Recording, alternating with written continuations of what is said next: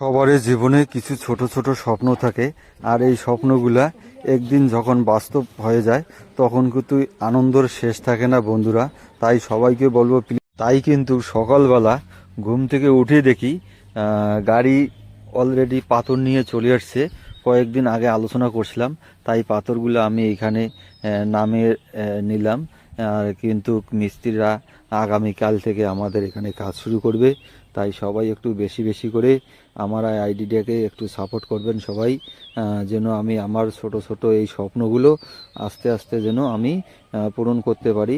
আর আপনাদেরকেও বলবো প্লিজ, যারা যারা এই কাজের সঙ্গে জড়িত আছেন আপনারা একটু হ্যাসকারি না করে মোটামুটি কাজ করে যান। ঠিক দেখবেন একদিন না একদিন আপনারাও সফলতা নিতে পাবেন।